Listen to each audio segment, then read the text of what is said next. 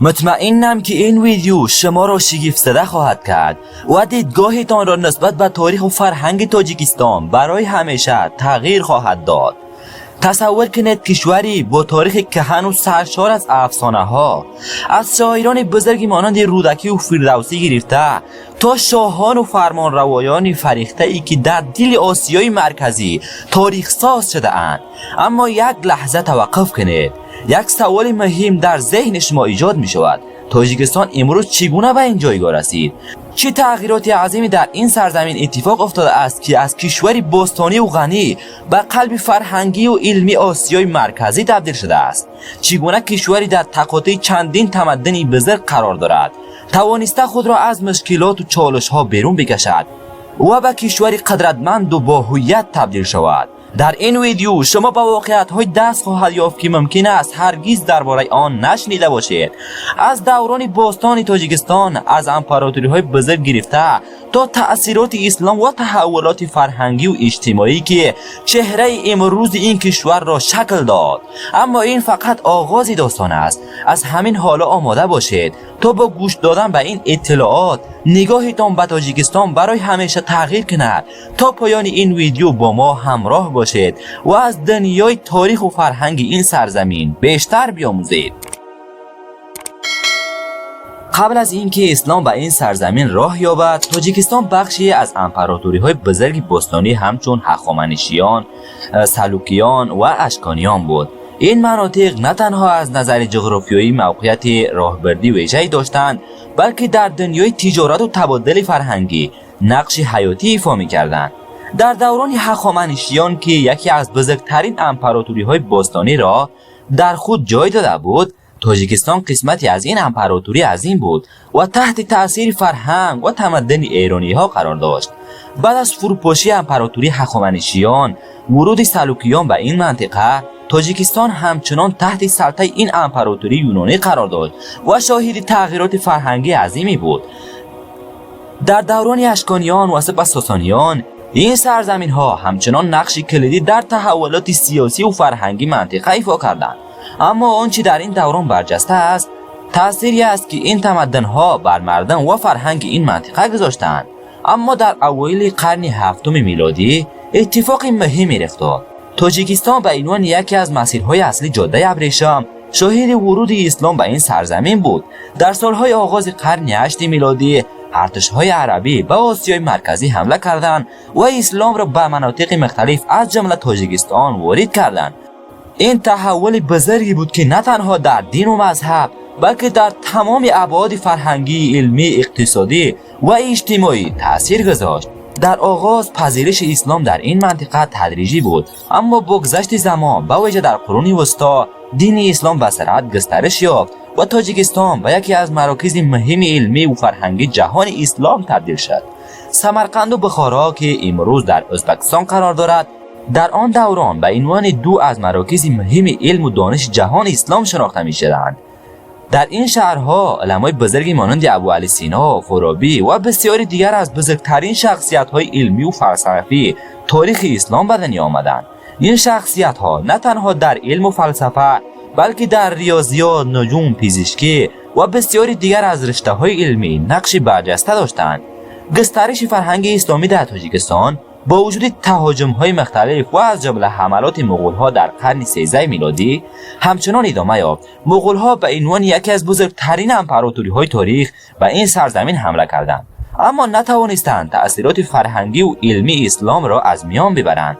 پس از آن تاجیکستان تحت سلطه امپراتوری‌های مختلف همچون تیموریان قرار گرفت، اما تأثیرات فرهنگی و علمی اسلام در این سرزمین همواره زنده ماند. در دوران تیموریان سمرقند به مرکز علمی و فرهنگی تبدیل شد و در این دوران هنر و معماری اسلامی در این منطقه به اوج خود رسید.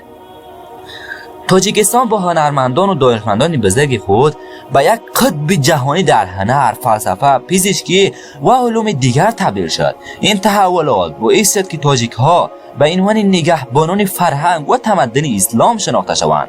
در مجموع تاریخ تاجیکستان از دوران باستان تا دوران اسلامی داستانی است از تاثیرگذاری بزرگ و مستمر بر تمدن‌های جهانی، از امپراتوری‌های باستانی تا علمای بزرگ اسلامی. تاجیکستان همواره در کانون تحولات تاریخ قرار داشته است. از این رو نه تنها برای مردم تاجیکستان بلکه برای تمام جهان این سرزمین به عنوان یک نگین تاریخی و فرهنگی برجسته شناخته می شود. بعد از ورود اسلام تاجیکستان تبدیل به یکی از مراکز فرهنگی و علمی مهم جهان اسلام تبدیل شد. با گسترش اسلام در این سرزمین بسیاری از شاهکارهای علمی و فلسفی در این منطقه خلق شد که تأثیرات آنها تا به امروز باقی مانده است. در این دوران سمرقند و بخارا به عنوان دو مرکز اصلی علم و فرهنگ در دریای اسلامی شناخته شدند. این دو شهر نه تنها به عنوان مراکز مذهبی بلکه به عنوان قطبه‌های علمی و فرهنگی نیز اهمیت داشتند. در این دوران علمای بزرگ همچون ابوعلی سینا در زمینه‌های پزشکی و فلسفی به شهرت‌های جهانی دست یافتند. ابوعلی سینا یکی از بزرگترین فیلسوفان و پزشکان تاریخ است. آثار او در زمینه پزشکی مانند القانون فی الطب یکی از معتبرترین منابع علمی برای پزشکان در قرون وسطی بود. در کنار او فارابی دیگر فیلسوف بزرگ تاجیکی تأثیری عمیقی در فلسفه و علم داشت و آثارش همچنان مورد استفاده و مطالعه قرار می‌گیرد. در قرون بعدی با وجود حملات مغول‌ها و دیگر تحولات سیاسی تاجیکستان همچنان در مرکز تحولات فرهنگی و علمی باقی ماند. در این دوران تأسیس مدارس و دانشگاه‌های بزرگ اسلامی در این مناطق از جمله مدارس بخارا و سمرقند به رشد علم و دانش کمک شایانی کرد. این نهادها نه تنها محلی برای آموزش علوم اسلامی بودند بلکه در زمینه‌های ریاضیات، نجوم، فلسفه، تاریخ و ادبیات نیز بسیار پیشرفته بودند. در دوره تیموریان تاجیکستان شاهد اوج شکوفایی در هنر و معماری بود. در این دوران سمرقند تبدیل به یکی از زیباترین و بزرگترین شهرهای جهان شد. تیموری لنگ یا همان امیر تیمور که از تاجیک ها بود در ساخت بناهای عظیم و مساجد زیبا در سمرقند و بخارا نقشی بسزایی داشت. این شهرها به عنوان نمادهای از شکوه و عظمت تمدن اسلامی همچنان مورد توجه گردشگران و محققان قرار دارند. در دورانهای بعدی تاجیکستان با تغییرات سیاسی متعددی مواجه شد و بخش‌های از آن تحت سلطه امپراتوری‌های مختلفی مانند صفوی‌ها، قاجاریان و روس‌ها قرار گرفت. اما فرهنگ اسلامی همچنان در این سرزمین زنده ماند.